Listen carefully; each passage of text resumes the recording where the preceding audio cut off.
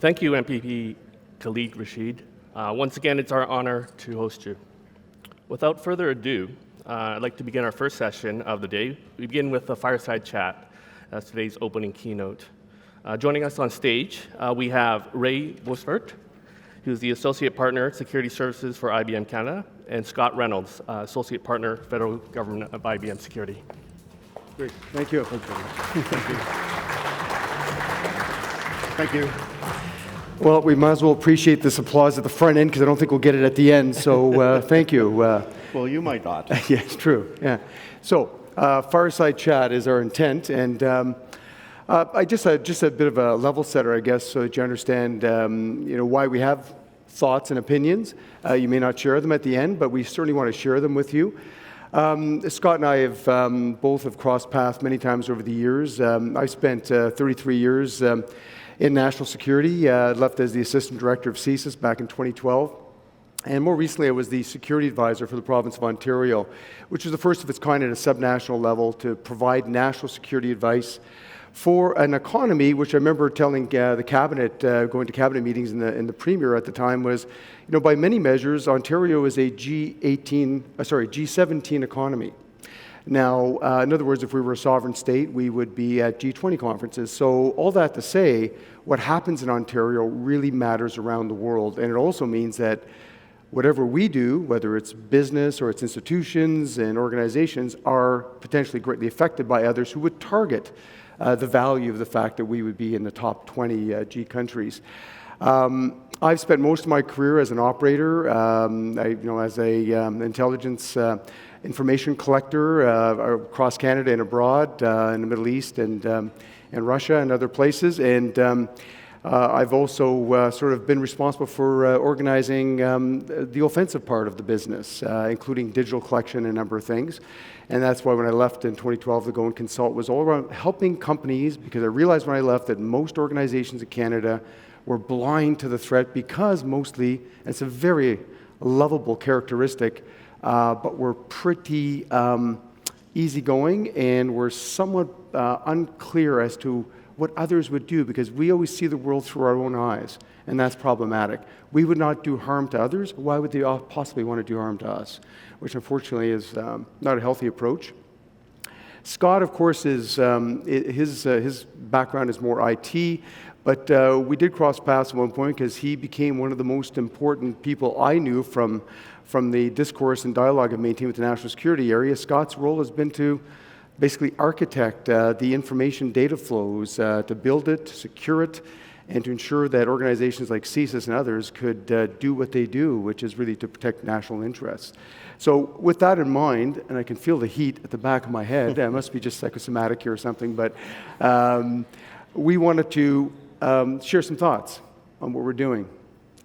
Thank you, Ray. As he said, I've been part of technology for the better part of 25 years, and the last bit of it I've spent working in the national security realm to architect and deliver complex information supply chains and secure them and ensure that the consumers of the information can use them in the most diverse ways. And for me, what I leapt at the chance to talk about was the current threat environment. Why are we seemingly much more attuned to what's going on in cyber and how that is actually intersecting with the real world? So Ray's the real world guy. I'm the technology guy. So, yeah, but you've got a long military experience as an important frontline fighter, as a platoon leader in the military for almost 30 years as well, and I know, and that's where it shapes your thinking on things. We did rehearse this a ton, right? Yeah. Yeah, so this is going to be flawless, so bear with us. I was doing it in my sleep last night. It was fantastic. Yeah. So we did want to say that, I know you'll never believe us, but we just want to give you a stream of consciousness. We just have some thoughts and ideas. We threw them up. We had some images we wanted to use, and we're going to use that to sort of guide our discussion, but otherwise, this is pretty unvarnished and probably may not meet your standards, but we'll see. So anyhow. So Scott, what do you think? So this is a very interpretive image. You can look at something like that and go, well, is this a risk moment or is this simply just a happy group of parachutists? Well, the first thing I see is there's a bunch of people who actually know what they're doing, and they're in the middle, and then there's a whole bunch of people flying, it seems, in the wrong direction. And some people by themselves, some people with partners. I don't know how this image is going to end up. I don't know if this is the ending of a certain parachute jump, or is it the beginning? But this side kind of reminds me of the cyber landscape today. The uncertainty of it all, right? And I think that's part of it that I think it's really pretty fascinating around this. And let me just walk you through some of the thoughts that I think are important around when we talk about threat environment, what do we mean? And I've often been asked that question. I spent some time as the security talking head on the CBC, on the national, on things, and quite often something bad happened. People say, what do you think? Like, is this an anomaly? Is this something that's going to have long-term consequences? And typically, I'm not a data scientist. I don't have any sort of computer science degree, but I'm a threat analyst. And I've always looked at trends. Trends matter. History matters. Because all of that becomes a part of it's a loop of events that cycle through. And I've had the benefit of almost 38 years now since I first started, through always different iterations, that I've seen the threat environment reemerge in slightly different perspectives and in slightly different cloth, but nevertheless having a lot of the same things. What really matters are what are the drivers? What are the things out there that really shape the environment that we have to manage day in, day out? And quite often we become very myopic around it because we think about the things that are mostly in front of our face, and we have failed to look at things that are a little more strategic. Well, we underestimate the impact of technology. We were just talking about it as we were waiting to come in here and saying, you know, I don't know how many prime ministers and presidents and premiers, and I've seen and witnessed, because I was a political junkie at the age of 12. I had a Sports Illustrated and a Time magazine and a Maclean's. And I always think about how things have changed, and our biggest comment to both of us looked at each other and said, technology. Technology and AI have driven so much. We've also have technology that's driven us apart. It has made us competitive, for sure. It has created wealth and knowledge at a level unprecedented, unimaginable a decade ago. But it's also been very divisive, as we know, and it's also changed a lot of things. We have the mother of complexity and the mother of challenges facing the planet, and that would be climate change. And of course, technology and all the advances in the last or previous century for sure, and now moving into the 21st century, what that has looked at. And of course, we've had those, I think, near-death experiences around WannaCry and NotPetya. I think have been really significant, and there'll be more. These were, as some would suggest, dress rehearsals. More is to come and more impactful. We have, really the black swans. We thought they were black swans. We thought they were simply agitations in the environment. Well, now they're center stage, and they've been greatly empowered, and they know how to press buttons, literally and figuratively. And of course, that changes the dynamic in North Korea and Iran as being perhaps just a couple of key ones that come to mind. So the other thing that's really shaking up at the other end of the spectrum is really the idea that things that we used to depend on, the things that were shaped after the Second World War, the institutions, the International Monetary Fund, NATO, the forms of government, all those things have been transformed, and a lot of them have been shaken up to their core. We're now in a situation where we can't depend on those institutions anymore. And in fact, there's a lot of leading politicians who work very hard to undermine those rock-bed institutions that have maintained peace, security, and prosperity. So that, of course, has changed a lot. We've also looked at the idea that things that were seen as great innovations and to ensure peace and prosperity, like the EU and other institutions, are greatly challenged. We're still stuck in the most costly and longest war in Western history, and one that's cost over $2 trillion USD, and that's taken hundreds and thousands of lives, if not counted in the millions. When you think there's at least 3 million displaced persons out of Syria, and probably 500,000 have been killed, and internment camps that exist, and yet, and to think of the 160 some odd Canadian force personnel and foreign affairs people who died in Afghanistan, and the cost to Canadians and our sense of peace and prosperity and our sense of belonging in the world has been greatly shaken up. We have probably 60 million migrants traversing the globe, the highest number since the Second World War. That number will increase, and probably substantially. Why? Well, climate change being number one. Number two, we just talked about again, technology. If you're living in a place that's less than stellar and you have phone access now, you can see there's a better world, there's a better place, there's hope and opportunity. And now you can connect with people who will promise to get you there for a certain amount of money. So that particular driver will not change. How do we accommodate China? A rising China, who's now, again, by at least a few measures, is the largest economy in the world, and who has great aspirations and no longer pretending and not following the previous doctrine of hold back the power and bide your time. So anyhow, all these things now, of course, mean a lot in terms of how we're changing. And the last thought would be, well, the economy, it was mentioned yesterday, the first keynote of the morning, bull run, again, longest probable economic expansion in modern times. Well, what does that look like moving forward? So Scott, I wish we could just sort of sit here and feel good about things and feel really good about life. But nobody here is going to leave this room feeling upbeat. Are we clear? All right, so good. So we are stuck in right now in this sort of thing where, we as Canadians still see the world, I think, in a way that's still caring and still very compassionate. And I don't think that's wrong, but I think you have some thoughts on this because I've done my part. So now it's yours in terms of scaring people. Is this on? From a IT security perspective and from a narrative around safety and security, from a Canadian perspective, we, like Ray said, we like to think the best of others. And unfortunately, there are a lot of people out there that look at the complexity, look at this as an opportunity to exploit others and to make money. There was a big discussion or a panel yesterday on cyber terrorism. A lot of it was talking about cyber crime, actually, and not cyber terrorism.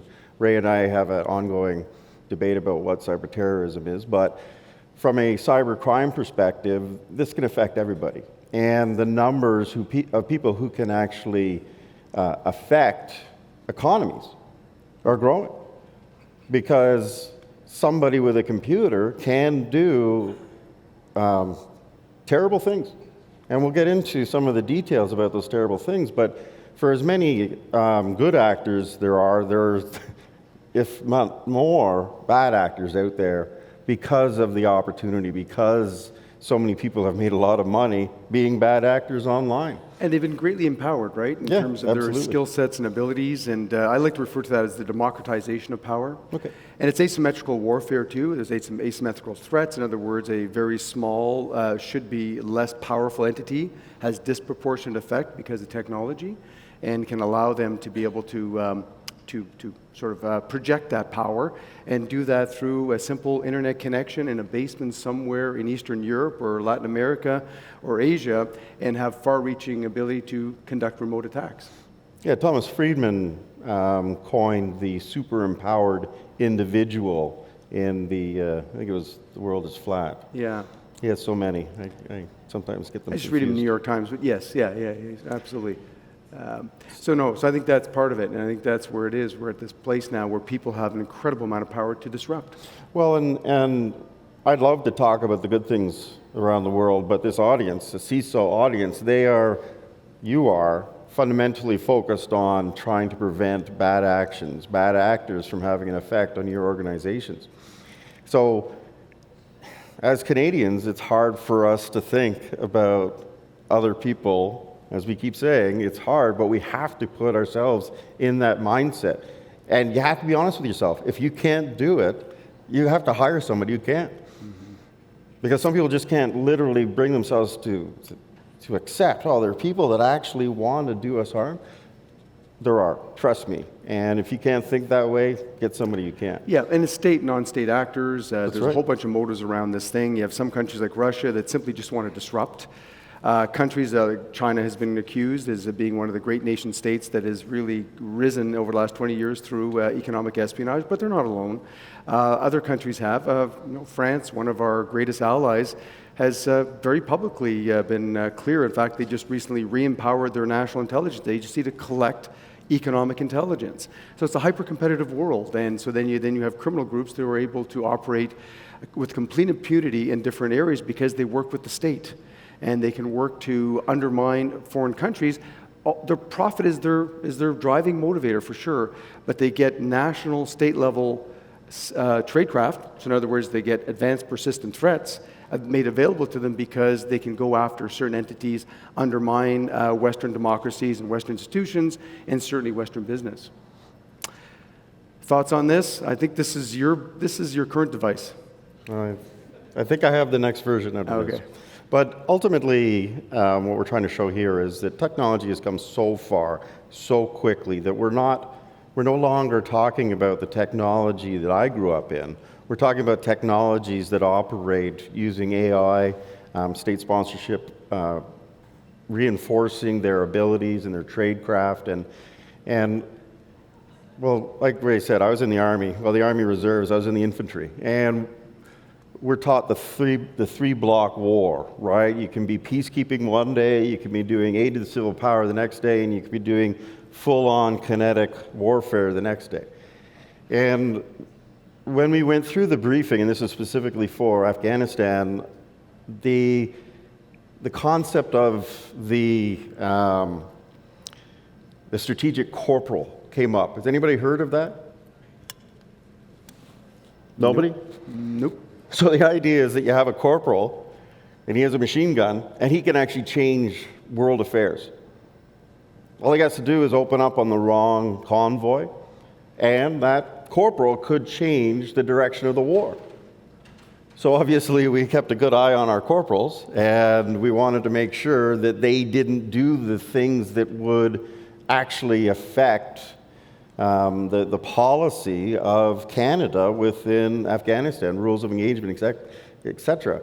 I'm thinking now that we have the strategic coder, because somebody with the right skills and the right experience could potentially change the direction of the world, not just one foreign policy, the world.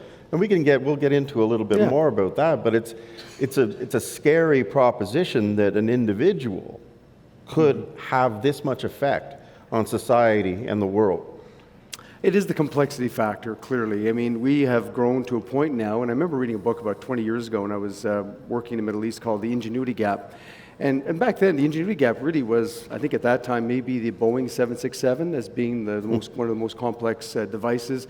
We're talking about nuclear submarines and nuclear power stations, but nowhere was the current construct of our society that has so many interdependencies, and the volume, the velocity of factors certainly play into that. But I think it's always been underestimated from a specialist I spoke to years ago in national security. Said really, what really worries me about critical infrastructure, protecting it, is the fact that there's so much interconnectedness, and if you measure interconnectedness and multiply it by time, you have a very fast advancing threat environment that becomes very complicated. So in this, I think we're stuck with this idea that things are moving faster than any of us could have anticipated. I'm a firm believer that technology is far outpacing policy. I think you'll see next week there'll be a cover story in The Economist on reinventing technology in business, because again, institutions and governments now are not faring well. The public have lost a lot of confidence in democratic institutions and governments and their leadership and the elected officials, and no disrespect for including our great MPP from Peel region, but unfortunately forces have worked against them. And as a result, technology is poised now to supplant the role of government that we traditionally all grew up with. So that in the world of technology must mean a lot, I think, from trying to secure those networks and trying to be well positioned from a corporation or from an institution. Well, I like this slide because it shows the real world as just a silhouette. And you can see the buildings, they're all dark. And you can see, obviously, this is mocked up as planes and cars and everything, but as an analogy, the flowing of information through all these technologies is the greatest opportunity we've ever had. But if we don't secure it, then this opportunity will, in fact, be one of the biggest negative effects in the world. And we're not sure what that looks like. Mm-hmm. And that's part of the scary part, right? Yeah. And I think it's going to build, and you're bang on, because that just said it's the secure. Figure out how are we going to do this in a way that's quite seamless, it's effective from an investment perspective, it's impactful at a time when velocity, volume, variety of threats are increasing. But If you take this idea, you've heard of this reference from former U.S. Secretary of Defense, is that we may face one day this cyber Pearl Harbor. I've always been more inclined to think it's going to be more the death by a million cuts as opposed to being one of those catastrophic events. But the World Economic Forum, that now I think for the last 4 or 5 years placed cybersecurity and cyber as the #1 threat to the global economy, wrote out this piece in this year's report that it really caught my eye, and I thought at the end of the day, we are at the cusp of systemic shock. Well, What how does do that we look know like? it hasn't even happened? Yeah. Like, what does a systemic shock look like? What does it start with? Does it start with a trickle, a bang? Is it putting people into a sense of calm, complacency? Mm-hmm. Remember that there are countries and cultures that work at a different time frame than Western cultures. They work in generational time frames. So this whole generation might be preparation for the next. And it's my opinion that we in the Western democracies are at a distinct disadvantage because of our election cycles. Oh yeah, for sure. Short-termism is a huge problem. Absolutely. In following the rule of law. Who knew? Well, there is that. So in most right. parts of the world, I know working at CISO, people always say, oh, you're just one of those spooks who wants to just completely rob me of my privacy. No, because we work under the rule of law. And we work under warranted powers and authorities, and we have more review than any other agency in the Western world. And why? Because we're Canadians. That's how we do things. But unfortunately, that leaves us to a great disadvantage. So it leads us into this space, though, I think, in terms of we're targeted. Canada is certainly targeted. It goes back to my point around being a G17 economy, just this particular jurisdiction, Ontario. What does this tell you in terms of, especially you being a warfighter, what's the big picture? A former warfighter. True, yes. You can't be an infant. But with a good heart You can't and be a an gentle infant, soul. You can't be an infantryman with a shape, okay? It just doesn't work out. So obviously, when we think of cybersecurity, there's a new domain in warfare, and Dick Clark has released a book recently. Not the host of that sort of 1960s and the sort of New Year's Eve event. No, he's in his oxygen tent. Okay. The other guy, Dick Clark, was... Richard, yeah, I was thinking it was Richard. Clark, sorry. Former Deputy National Security Advisor for George W. Bush. Yeah. He's written a book, The Fifth Domain. Anybody read it? Yeah. Well, I recommend it. I'm not finished it, and I'm almost through. I'm about 3/4 of the way through, and it talks about all this stuff, and it's very chilling to listen to the possibilities of this fifth domain being used in isolation. That's scary enough, but being used as a new battle space is really scary. Because that's where war planners are right now, right? Like, we're not going to have another debate over an F-35, I suspect. No. It's always going to be around this.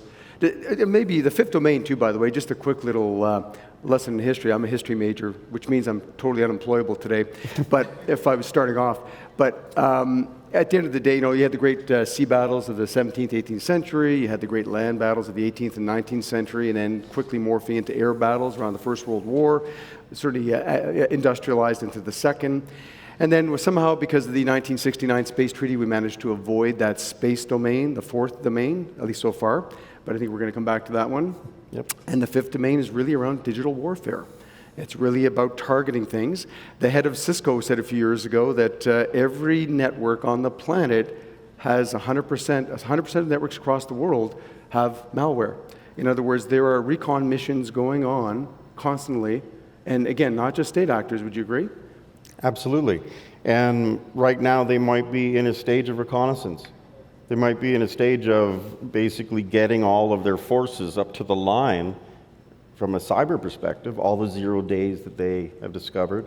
Maybe they are planning one big go. For that systemic shock. So that's systemic shock, exactly. But one of the things you have to, I forget who said it, but when you use it, it was on yesterday's panel, when you use a 0 day, it's like a match, right? You strike it and it's used, and it's really not that effective. And that in a way makes this fifth domain very different from any other domain of warfighting. And what troubles me is the ability of, or the historical progression from cyber into real-life kinetic attacks. We're starting to see it come out of state actors, obviously. Israel bombed an alleged Hamas cyber operations center in the West Bank, the Gaza Strip. Yep. And that's the first that I know of. Well, they did take out that other, well, we can go on and on, but my point is that there aren't any rules from a cyber war perspective. There are rules to normal conventional warfare.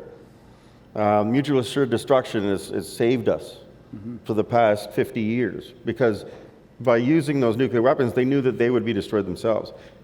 There's no such thing in cyber. No, and as we've seen so far, though, as well, I'll up that one a little bit. It's not only we won't see it in cyber, but we've all built defensive capability, and we've all now committed to use it, and so has Canada. So we now have a cyber force within our national defense structure. They are empowered to some degree. In our panel yesterday, we had a quick discussion around Bill C-51, C-59, and now CSE, the Communication Security Establishment, our signals intelligence group, can go out there and take out a server somewhere else in the world. The challenge with all these things on a strong offense is that they may have incalculable consequences that could have big, rapid knock-on effects. So we're going to be stuck in a situation. It's hot. Yeah, I was wondering. Okay, so we better pick up the pace here a little bit. But so let's. We're not going to reduce the fear factor, right? Right. Okay. So we're going to keep up. We're going to start working a little bit back towards this idea of okay. So now that you've got a little bit more situational awareness, which, by the way, is always job one, you have to understand what threat actors might decide to target your environment. If you can understand who, you might get a little bit better at understanding what kind of things they might do. And if you figure that part out, then you might be slightly better positioned down the road to give a little bit of insight around where and when may they do this, and what would be the trigger around that particular activity, and again, whether it's state or non-state actors. So what are your thoughts here in terms of where do we start on this thing? Well, I can't speak for Ray on this, but I personally start with hygiene for my daily routine, but also from I'm thankful. A cyber perspective. From a cyber perspective, the CSE puts out guidelines, I guess it's CCC now, puts out guidelines about cyber hygiene. 100%. It's the right advice to listen to. And a lot of people have said this before, and everybody in this room has heard it before, but how many people have actually taken action to go audit their environment to ensure that these minimal top 10 or top 20 cyber hygiene minimal standards are implemented within your organization? I don't think enough people follow through and test to make sure that the organizations that are being led actually practice this. The employees, they need to practice it.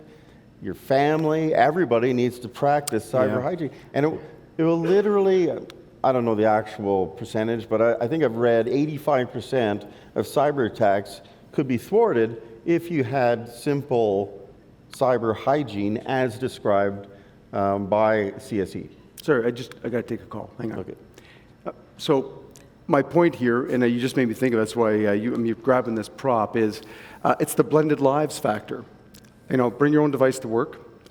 Big no-no in my view. Having no separation between what our sons and daughters are doing, our spouses, our partners, and what we do at work.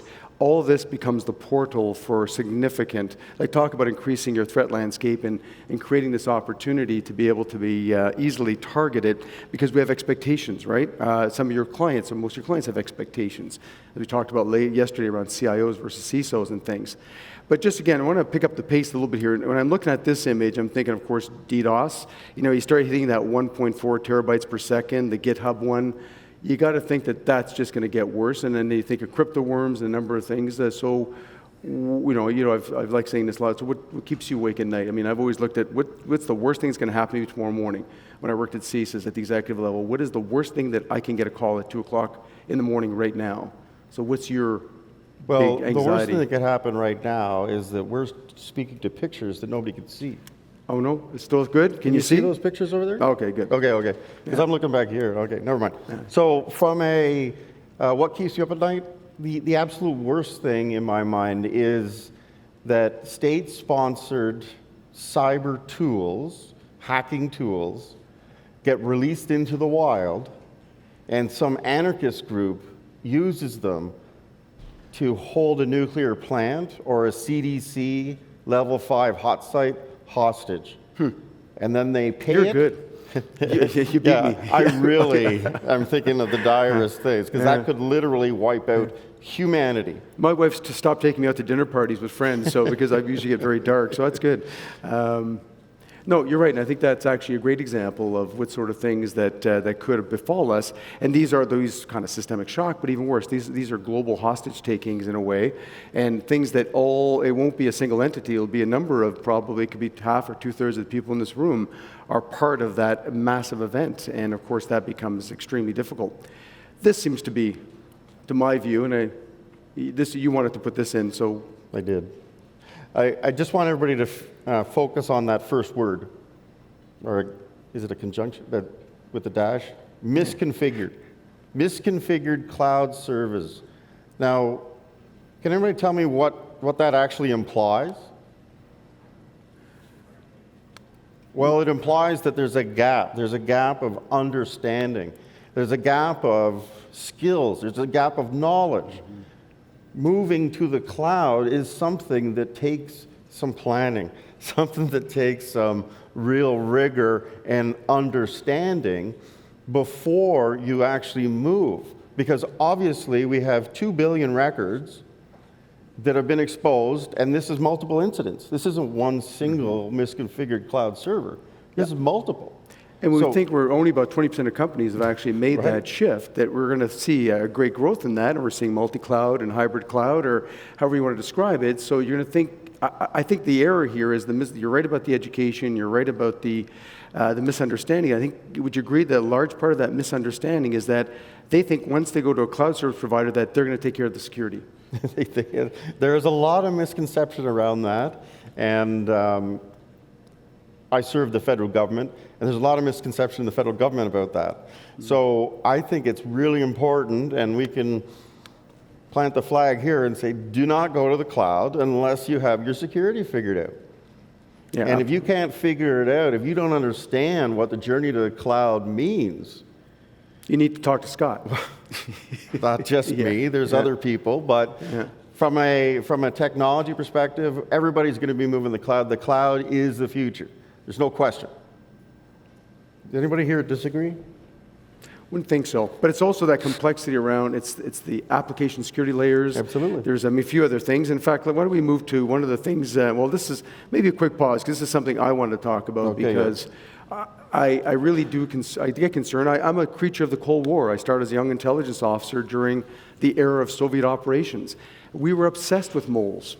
We could have been infested with them. We had no idea, but we were completely focused on the insider threat, because we believed that most organizations in the West were penetrated by Russian and Soviet intelligence officers. We lost all those lessons. By the time I left CISO in 2012, or actually a couple years before when I was managing the counterterrorism program, our objective, based on the lessons learned from 9/11, which was connect the dots. Remember the Homeland show? There's that little refrain at the beginning of the show, never again, never again. That was a true FBI position. That became their new tagline, because the congressional committee said that there was, yes, a failure of imagination, but mostly it was a failure to connect dots. So what we did on the counterterrorism front during 2001 to the time I left that role around 2009, we ended up turning on the taps. We wanted to make sure that as analysts, people had as much data and much information we could get to them, because we wanted to make sure we did not cause a failure in connecting those proverbial dots. So with that, though, led us to Edward Snowden. It led us to Chelsea Manning. Because once you empower people and give them access to everything, you could leave yourself vulnerable if you don't think about the issues of protecting your environment and ensuring that you've got things configured correctly, right, in terms of, will you be able to detect something that occurs where somebody is touching data in a way that they shouldn't? Right. And maybe if I use that in a way, maybe I'd like you to take us down this path a little bit around the issue of identity access management. Sure. Anybody ever asked me, where do you start? I made a joke earlier about hygiene, but after that, you really need to understand your identity management landscape. You really need to understand how you're going to be controlling the life cycles of people and their accesses to your systems throughout their entire existence. And governance of those identities is the fundamental cornerstone on which you build a very solid identity and access management and credential management solution. But you need to include privileged access management. You need to include the concept of identity trust. And we're not talking about trust in the traditional way. Oh, he gave me a 1-factor or 2-factor, even 3-factor. We're talking 10-factor identity trust algorithms that take into account location, that take into account machine origination. These are the things that are required in order to exist with a connection to the outside world.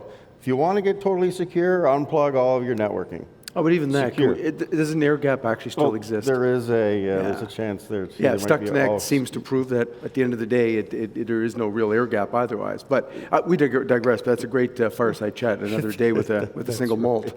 But I do want to say though, like in terms of this, in terms of maybe if delving into this a little bit around the device management issue, certainly around the behavior analytics, and that seems to be this issue around this is where it meets my requirements around identities and insider threats. Right. And any other thoughts on that in terms of where that needs to be sort of focused on? Well, I think that you don't have to start with a big bang. You can evolve your identity and digital trust landscape to get more and more trustworthy.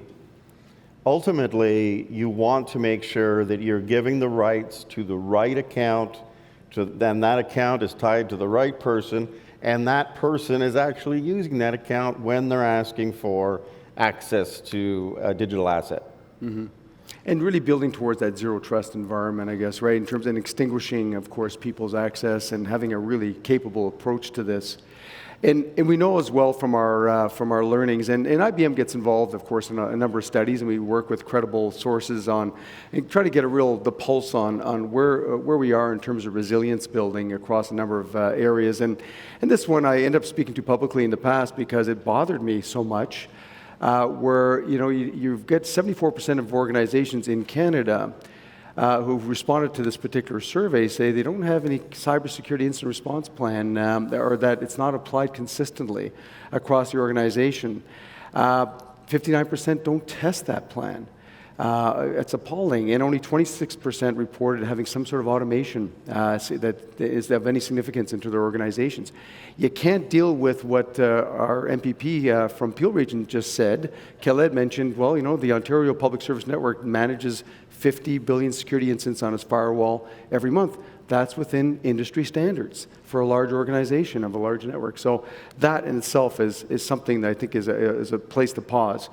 But there's another one too around technology. I'd just like to say something about that last slide. Again, putting my helmet on, war stories. If you are doing a military operation and you don't do rehearsals, you're dead. You will not be successful in that operation. The operation to go kill Osama bin Laden, they built that compound exactly to the exact same specs. Now they had some problems with doors and stuff, but they rehearsed it, and they rehearsed it time and time again. They had people who would throw twists into the scenario. Mm-hmm. Every single incident response is not going to be the same. You don't drill against the same incident. You have to have multiple types of incidents, and you have to have different things happening during that response to test your ability to react and properly defend yourself once an incident has been detected. And I think that really speaks to the success of the IBM cyber range. Yes. In terms of clients have come down to testimonials out of that because we take their playbooks, we run them through a system and they can spend a whole day, and the impact is tremendous. Because once you see and feel it and have to respond, and even right to the moment where somebody thrusts a microphone in your face and asks you about the incident as a sort of a pretend reporter, all those factors and all those business decisions that have to be made, because of course we understand an incident like this is not just a pure technology play. It's about management decisions and so on. So I'm conscious of the time here, Scott, so I have the power. I know. How did you get that? I don't know. It worked out well. So, robotics, but this is not, this obviously is a faked up, I think. I can't imagine a car plant with that many moving parts. The point being, of course, is that we love this image because it does speak to the issue of the industrial Internet of Things, operational technology, the bleeding factor into, what's so interconnected now, having this idea that there are things that operate within the environment that are separate, they're automated, they work, and they don't touch other parts of the production environment. That's no longer a reliable mindset to have. No, you need to have everything designed with security in it. It has to be designed with security in mind. And if it's not, if it was developed in the 1960s or the 50s. Yes, I'm old enough. Go ahead. If they're developed in the 60s or the 70s, you need to secure it. And if you can't secure it, you need to figure out a way to isolate it, segregate it from your network so that if it is infected, it can't pass that on to the actual mechanisms that are driving this bay at this car plant. Yeah, so I think it's a spot to watch, right? This is emerging fast, and I think this is a place where, again, you need the right kind of advice, and you need to go to the right organizations and companies that can help you figure this part out, because, of course, there's more and more of it, and it redefines what a threat surface would traditionally look like. So here's the debate of the ages. Are you a compliance-based organization? Are you risk-focused? And does it matter? Well, I could talk for the remaining 8 minutes, probably 8 hours on this one, but ultimately, from my perspective, it's not an either or, it has to be an and. Compliance isn't optional, you have to do it. Risk management, if you don't look at your networks and your security from a risk management perspective, you end up spending too much time creating perfection. And that doesn't exist. Don't go there. You have to look at everything from how much risk are you willing to withstand in order to have that piece of your business exposed. And what is this exposed to? Well, there's a chance that this might happen. Well, I'm willing to take that chance. I'm willing to sign off that chance. Risk management is key to the proper application of cybersecurity. Full stop. Bang on. If not, clearly, here are the results. Another IBM study with the Ponemon Institute, and the most recent one just released. Well, what is the actual cost? What's the snapshot right now? So let's quickly go through some of the numbers. The bottom left corner is the one, of course, you're looking at almost $4 million US for the average total cost of a breach, because people really underestimate that. And of course, we're not even talking about the reputational damage, which we will in a moment, but it's huge, and I think it's grossly underestimated. And when you think about, geez, I could have upped our IT security budget by just a couple of percent, which would have been a fraction of that one number, would have been a significant, easy win for the organization. So data breach costs impact the organization for years, right? Long-term consequences. Thoughts on this? Obviously different countries, different jurisdictions. Well, we're fourth from the top. And for Canada, that's $4.4 US dollars. Million. Thank you. Yeah, for sure. And I think that those of you who have experienced a breach can attest to these numbers, can attest to the fact that this is a costly event, and you need to figure out how to respond to it more quickly. So I think the next couple and I think the upper level, like if you look at outside the Middle East, which I find curious, but it may have to do with the Saudi Aramco breaches, which were huge, and those are state-sponsored. I think it speaks to litigation, and it speaks to regulations, right? Yeah. Regulator-enhanced environments cause a lot more money to be spent, and obviously, especially on the response side of things. Okay, biggest contributor to data cost breach. There are a lot of them. What's the one that gets you?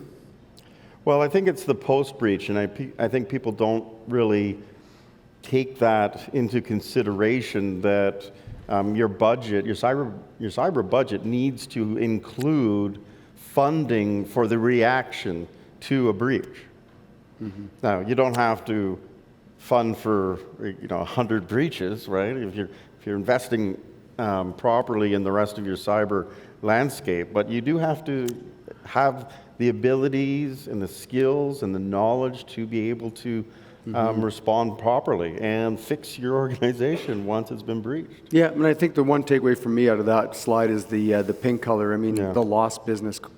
It's the cost of that lost business, and I wonder. I suspect that's a pretty conservative figure. So So I was brought in for the breach, the Chinese breach at NRC. Alleged Chinese breach. Right. And the 1.42 million, it was way beyond that, because the government really didn't know what to do. They didn't. Oh, it was the first of its kind, right? It was a great awakening. So they basically shut down the business. Kingdom. They shut down the business. And we eventually got it rolling again, but... Yeah. So here's the other one. This is where, I think it trend lines. When I first left and started practicing privately, 2012, I think we're at 265 days in terms of the dwell time on a network. We've been whittling way off and on. It's not a very clear trend line, but the one that stands out is the fact that we're creeping back up, wouldn't you say? Well, I think that this speaks to the ongoing arms race between offense and defense within the cyber domain. Defenses are getting much better, much more effective, and they are preventing a lot of damage from happening once a breach occurs. Now, or it's discovered, yeah. And you can add in AI for the response and the speed of response. I think that it's being balanced out by the complexity of the offense.